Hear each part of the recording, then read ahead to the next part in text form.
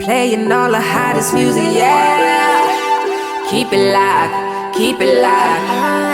The Bougie Show, keep it locked. It's the Bougie Show, keep it locked. We live, tell us what you wanna hear. When we turn up, you gon' turn up. Turn around and tell a friend. It's the Bougie Show, the Bougie Show. Tell them it's the Bougie Show, the Bougie Show. Yeah, yeah, yeah, yeah. Turn up. All around the world, you gon' hear us. Turn up. Everywhere we go, you gon' hear us. It's the Bougie Show when you hear us. Cause it's the Bougie Show, the Bougie Show. Turn up, turn up. Turn up. It's the Bougie Show when you hear us. Turn up, turn up. Turn up. It's the Bougie Show when you hear us. We're going live in 5, 4, 3, 2, 1. Welcome to the Bougie Show. Our guest joining us today has one of the top adult public relation firms in the industry. She's been in business on a professional level over a decade. Some of her clients are some of your favorite adult entertainers. Owner of The Rub, ladies and gents, Miss Erika Icon is in the building.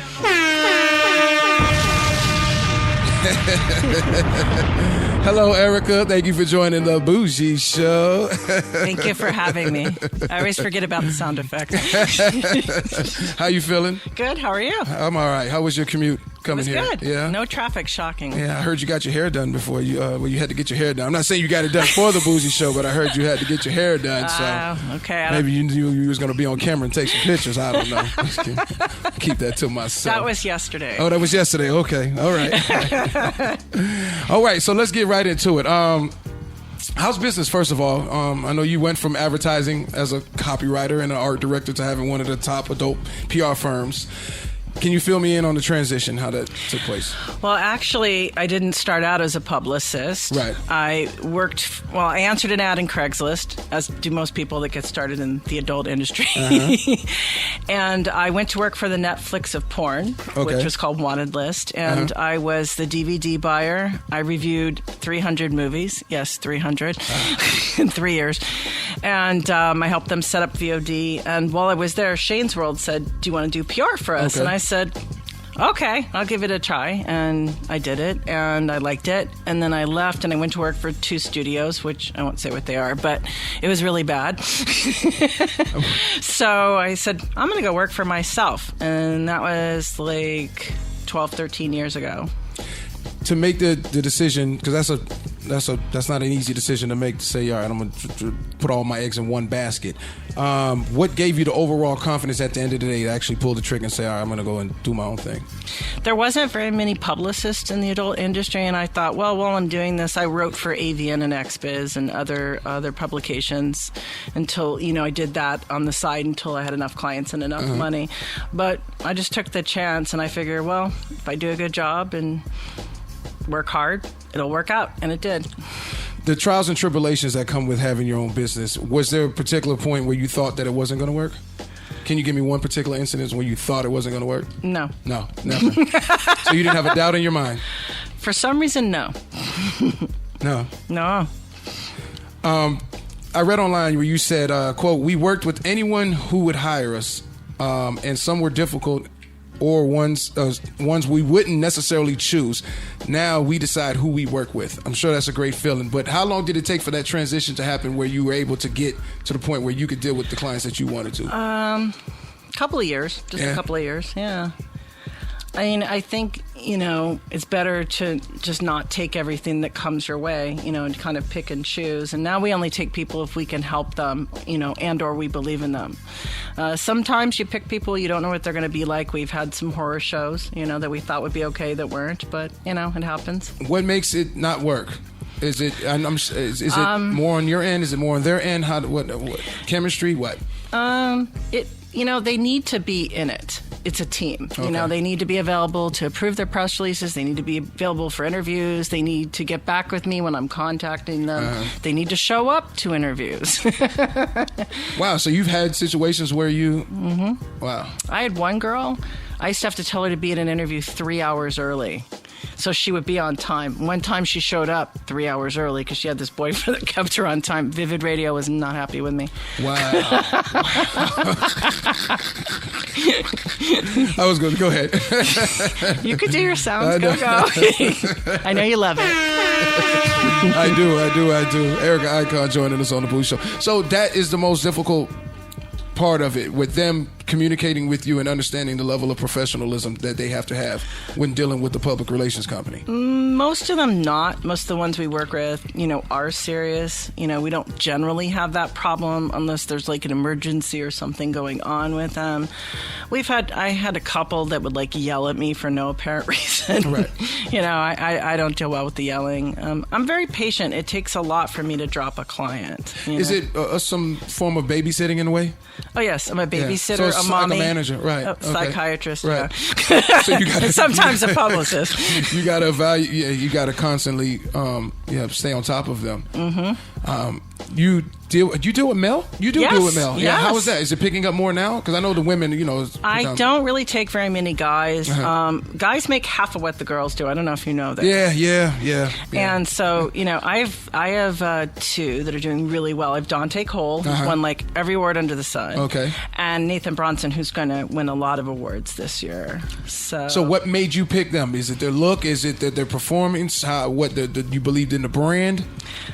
Well, most of my business comes to me from referrals. Okay. They both came to me on referrals, past or current clients. And I just felt like, it was a good match. I figured it would work. There are a lot of people we say no to. I just, I'm not going to tell you what we say when we say no. But no, you mean say who you say no to, or what makes you say no? No, I say something to people. If we're not going to take them, I say something, that isn't confrontational. Okay, well, I understand that. What makes you not take them, though? If I don't believe in them, if I've heard horror stories. You've heard it? Okay. I ask around, okay. Because I don't know all the girls. Like, I just don't, I don't know all of them. A lot of them I know. I know most of the guys. I also work with trans clients. I have one, and I have another one starting next month. And I work with studios and companies. So I ask around. I try to get, information. But I go with my interaction with them.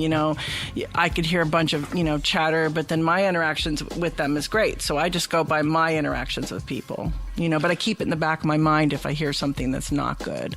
What's some of the no checks on your no checklist? No checklist. Where you would say, automatic, can't work with that person. Well, I make sure that I either talk to them in real life or on like Skype or Zoom, because a lot of these girls Photoshop their pictures. And if you don't look like your pictures, I can't really help you. They Photoshop that much where you can see a significant difference. So you almost to a level of catfishing. I had a girl, she's not in the industry anymore. Okay. That one of the girls that writes for one of the adult sites used to call Princess Jasmine. This girl would take 25 pounds off herself. She would shave her nose in half. It was nuts. Well, I mean, that's like fake. It's not gonna. How long you think you're gonna get away with that before you have to show up in physical form? Actually, yes. And she would show up to set. They wouldn't send her home because at this point in time it's kind of expensive once they have this rent the location, the makeup artist.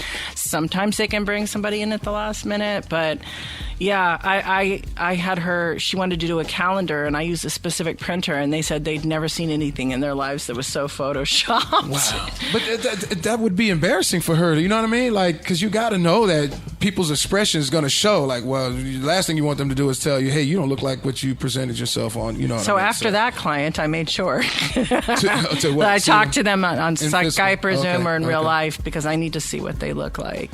I want to spend a little bit more time talking about the business and about the sacrifice and the focus and the patience it took for your business to prosper.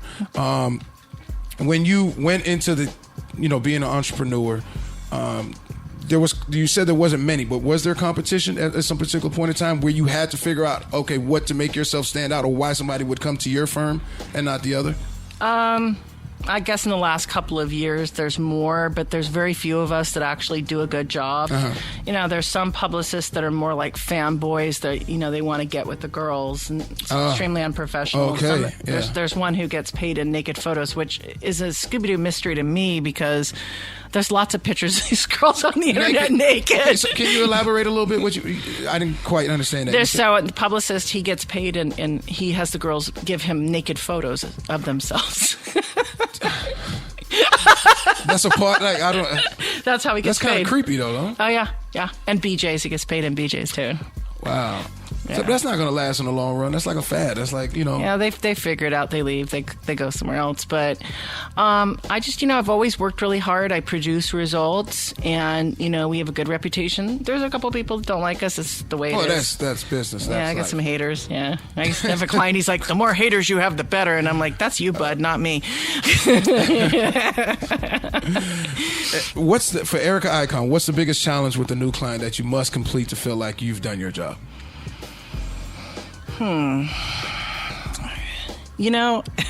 If someone's like brand new to the industry, I love it when I write their first press release and they're so like happy skippy when they see it on Avia and they're just like over the fucking moon. And I'm like, if we can just hold on to that feeling and they don't get too jaded, because when they start believing their own PR and they turn, we do cultivate some monsters.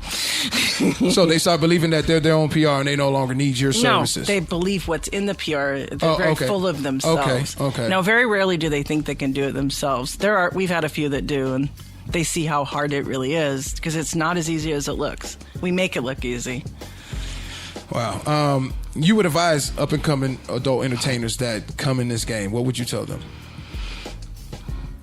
Watch what you say on social media. This is not a very popular opinion every time I'm on a PR panel, but you really shouldn't be talking about like religion or politics. Or Black Lives Matter or I don't know, whatever, abortion, whatever.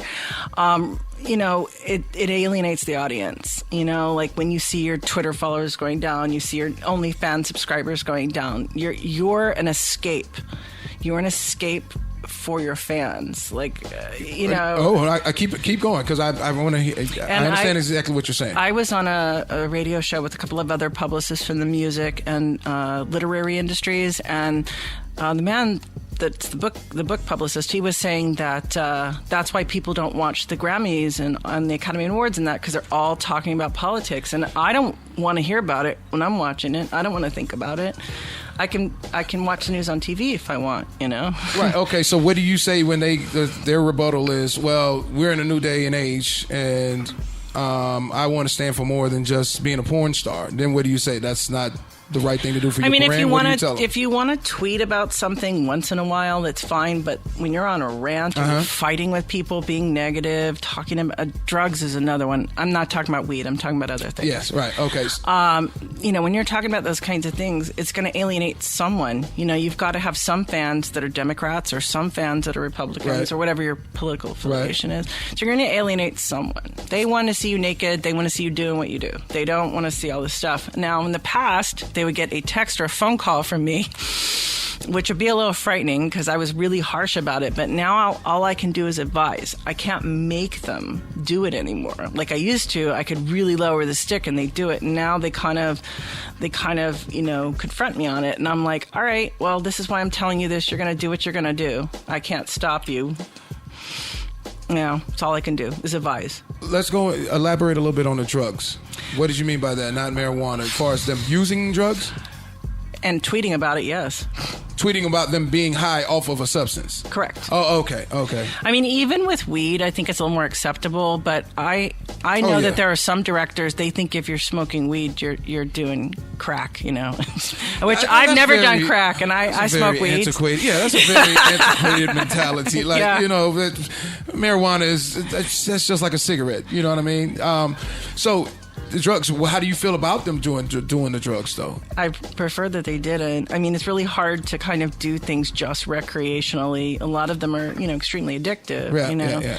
Yeah. I'd rather they don't. I mean, as long as they can get to work and function, I don't really say much. Do you think the drugs is a part of the way they go about so they can be a professional and perform? That they need to get sniff cocaine? I mean, not that they're going to come out and admit that, but do you think that they need that? No. I think that a lot of people, not just people in porn, but a lot of people have issues with depression, mental illness, and instead of getting therapy or being on medicine, they take drugs to cope. That's my observation. Wow. Which is unfortunate because it doesn't make them happy. So you, because you're pretty tight with your clients. Not all of them. Not all of them. But I do care about all my clients. Yeah. I really do. And I don't take people I don't care about. Right. I don't. And I want them to be happy and I want them to do well. But some of them I'm closer to than others. Right. So, yeah. Do they come to you for advice? Yes. Do they tell you everything? Like everything that's going on with their life and the scenes and who they like, who they don't like? What do you tell them? If they do that, I just sit and listen. But it's funny because some of them even call me mommy. Mom. What does your husband think? What husband? I mean, I thought you were married. No. No. Boyfriend? No. No. Oh, I thought you were. I thought you said that to me. Were you? No. Okay. No. No. Okay. All right. I thought I heard you say that earlier before we started. Oh, no. Oh, that was someone I dated that was in the industry. Oh, okay. Yeah. Okay. No. So that person's no longer relevant. Okay. Well, he's relevant somewhere, I guess. Not in my life. No, I'm not married. Okay. Married to my job. Married to the game. We can drop a bomb for that. I'm married to the game myself. Why should free agent adult talents choose the Rub to handle their public relations? Okay, well, free agent actually means they don't have an agent. Right. Okay, right. So why would talents decide? Why should go with me? Yes. Okay. Well, especially if you don't have an agent, because you're not as visible. Well, number one. Okay. But I do suggest they get an agent because agents make sure that they're going to a real set, not some dude with a camera. They make sure they get paid. They get them all the details of the set. We work really hard. We try to be fair and, do the same amount of work for everybody. We get a lot more interviews than most publicists. We read a lot more press releases than most publicists. I was trying to say publicist and press release at the same time there.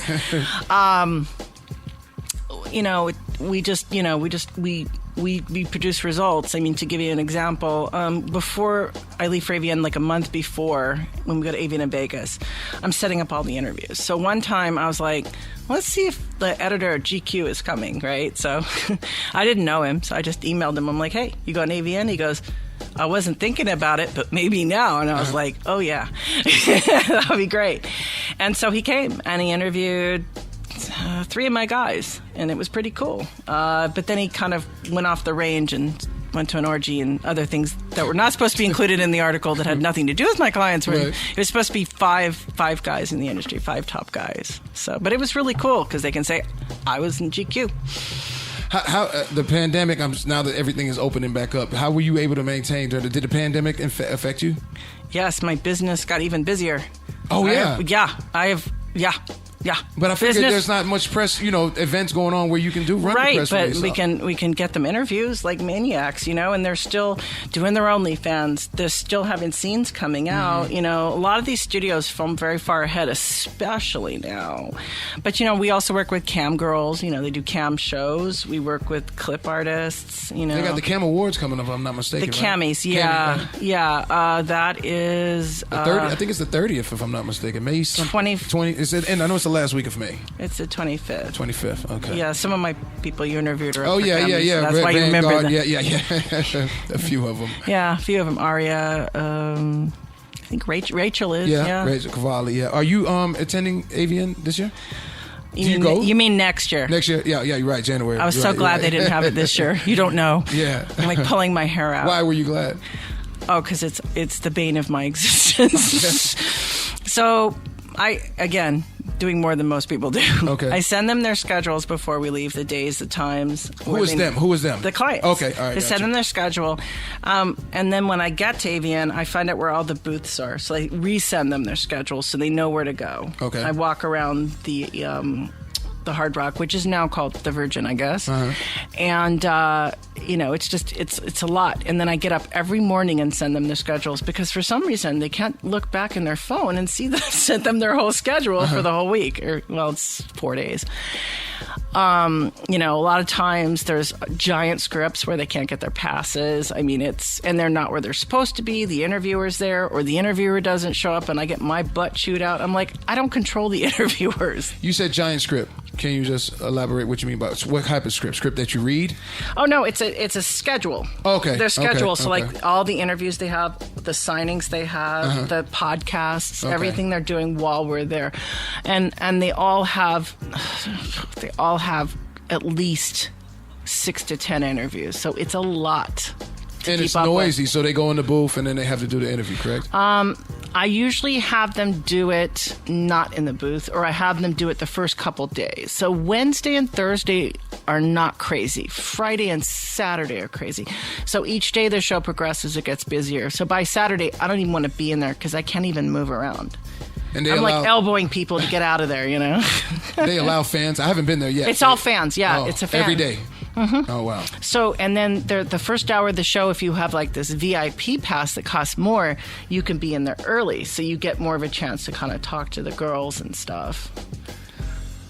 Wow, I'm saying you sounds like you're 50-50 on wanting to attend the next AVN, or you said you were glad it wasn't this year, but I guess next I year, have to go. It's not a choice. And then there's the awards, which we do a walkthrough for, and I send them all these notes, what time they need to be there, what they need to do, what they need to wear. I really do as much as I can to keep them organized. And same thing for XBiz when they have theirs? XBiz is different because it's for the industry only, so it's not as big, and they don't have to go to the trade show. I try to get them on panels at all of these things, but they don't have to go. I always say put in an appearance, go to at least one of the parties, but the awards they really need to be at, whether they're going to nominate it or not, because it's important to walk the red carpet. You've got media from all around the world for both events, especially AVN.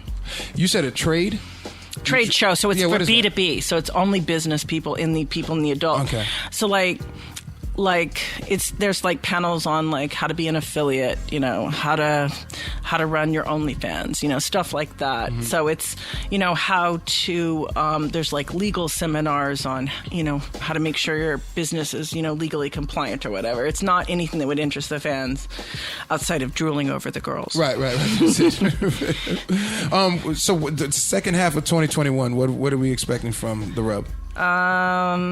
We're just still writing tons of interviews, press releases. We're pushing our clients hard for the XBiz Cam Awards and the Alt Porn Awards right now, pushing very hard. Just business as usual. September, we submit everybody for AVN and XBiz. That's one of our busiest months besides December, getting ready for AVN, and then January is AVN and XBiz is the same month. Is crazy. Like XBiz used to be in February. Now it's all in the same month. It's literally 1 week apart. It's nuts. It's like it's overload. Do you have employees? Yes, I have an assistant and an intern, and then we have a mascot too. What's that for? Just an event? You have the mascot there? I know it's my dog, but it is time to stop the fuckery. You heard it. I thought you was going to get through the whole interview without it, but you got it. You didn't think I was going to mention my dog? No, it's the fuckery. But anyways. Yeah, she has her own hashtag, the real Bosco. What made you come up with the name The Rub? It is an alliteration to Shakespeare. There lies within the rub, but it's also a double entendre. And then I have a mainstream company we haven't done much with. It's called Controlled Chaos, because that's what we do. Control Chaos. Controlled Chaos. Erika Icon joining us on the Bougie Show. Can you let them know how to go about not only getting in touch with you, what to expect from the Rub, the next few events coming up, their talents, whatever. Okay, I'm going to preface this with something you probably are going to break the fuckery out for.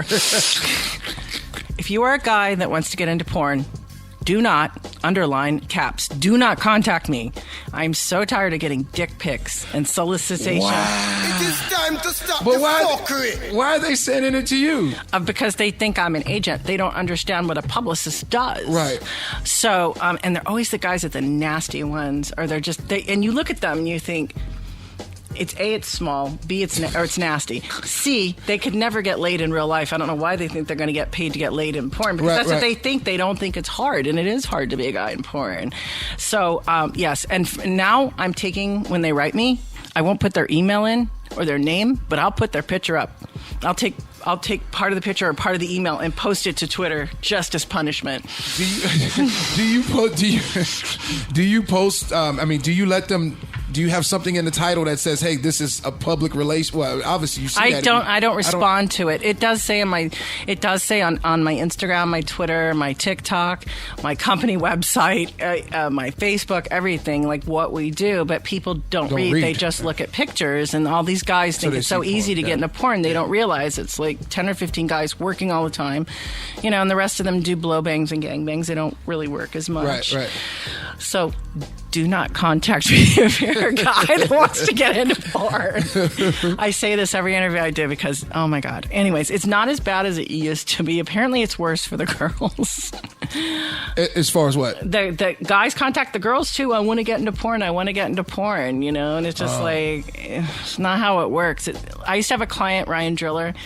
I got him a fleshlight, and he won a bunch of awards when he was with us. But he used to say, if you want to be a guy in porn, your chances are like being a unicorn in a rainbow with a rose. It doesn't happen. Yeah. Wow. Yeah. I mean, I also am tempted to tell them, you have to start in gay porn. Oh, shit. Although I figure legally that could get me into trouble.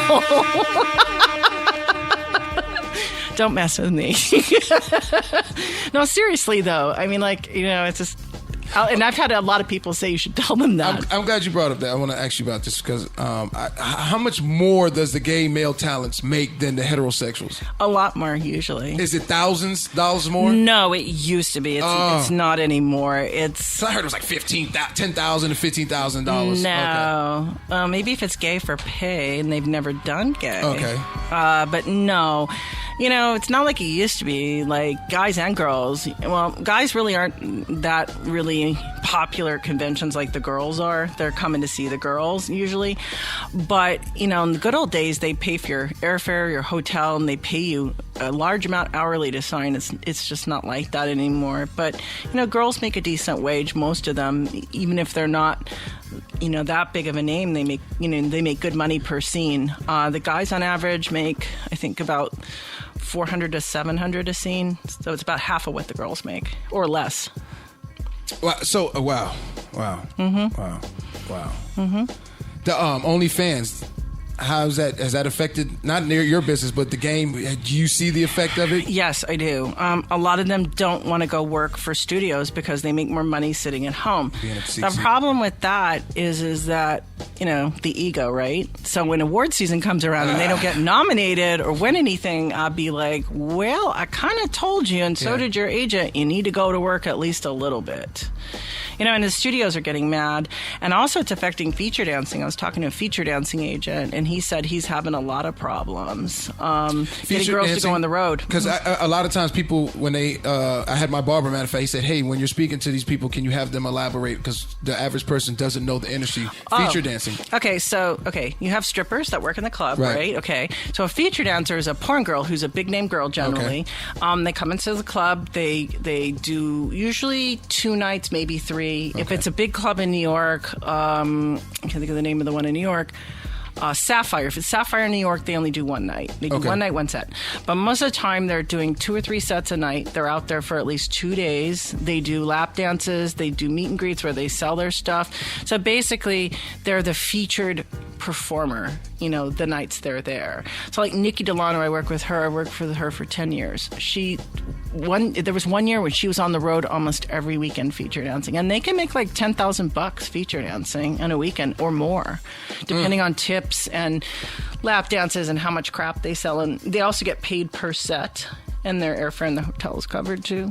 Do they, when you win the award, say you win awards, not nominations, but when you win it, or even a nomination, if you're nominated, does that increase your pay? No.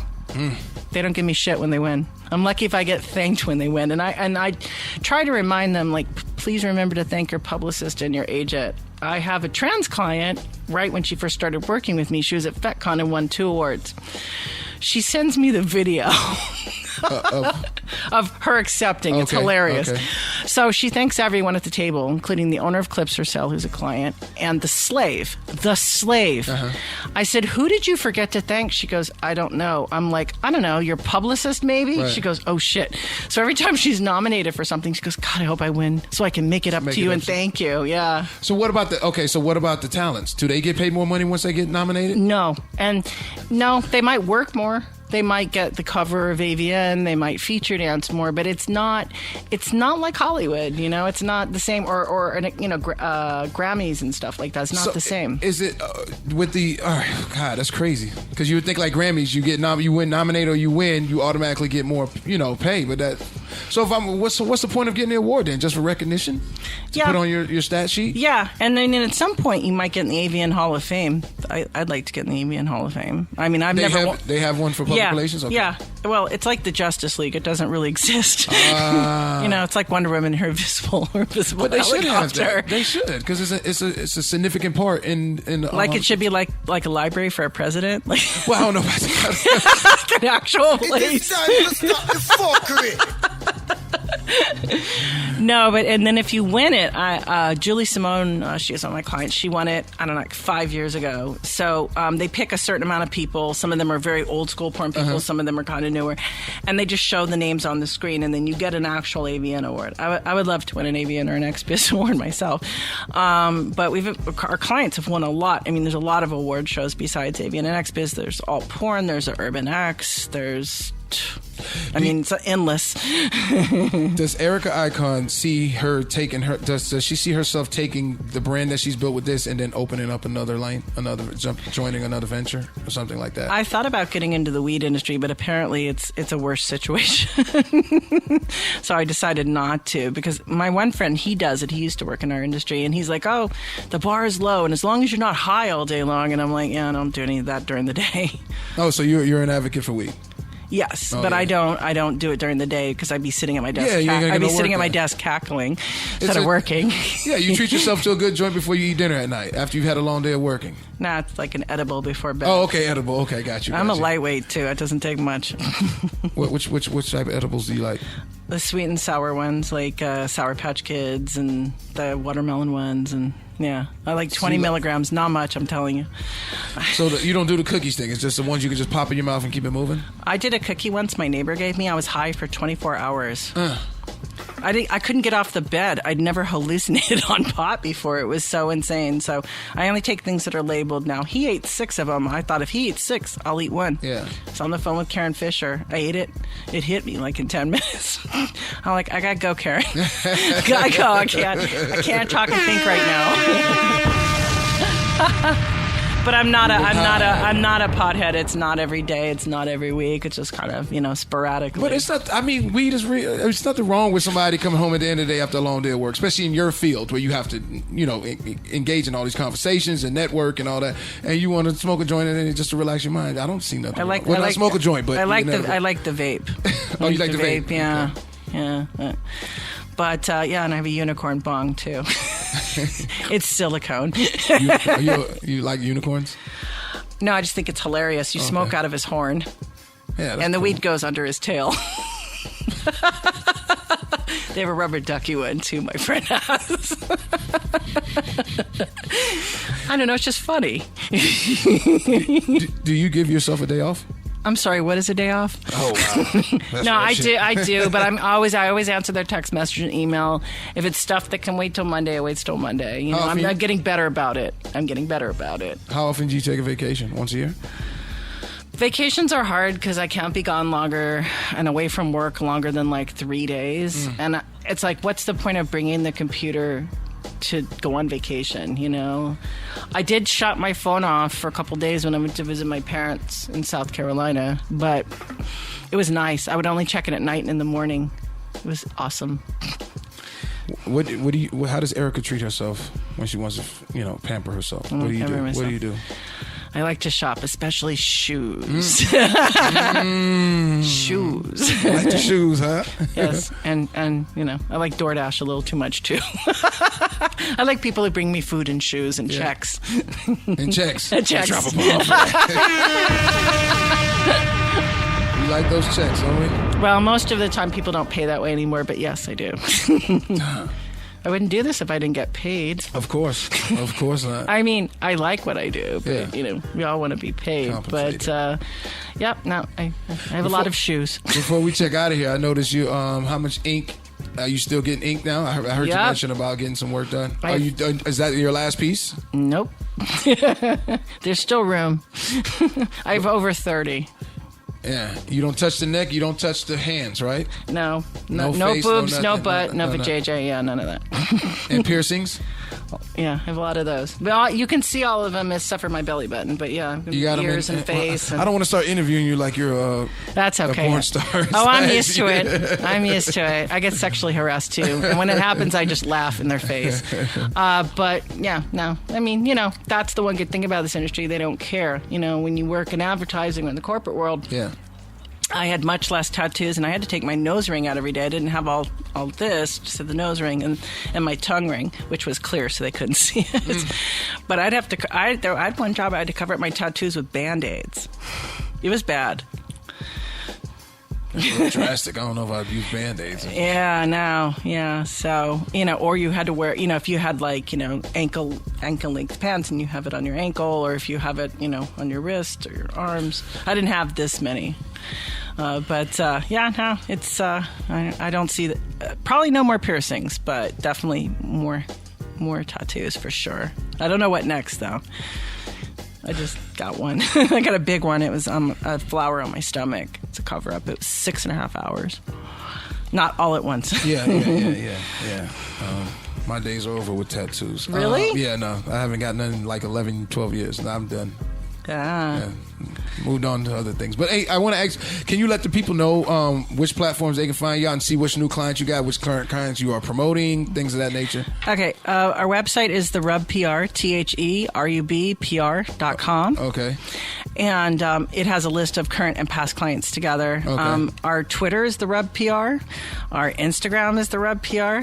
And TikTok is the Rub PR. I do little marketing videos, and I some little personal things up too. Our Facebook page is facebook.com adult PR biz. I think, I don't know, I don't use it very much anymore because they don't like us very much over at Facebook. But mainly Twitter. I'm very active on Twitter and Instagram. I have almost 62,000 followers on Instagram, and you didn't get shadow almost banned? 50. I got shadow banned just by posts. As soon as I got into the industry and started posting, I got shadow. You didn't get shadow banned? That's another thing we teach people, what to do and what not to do on social media.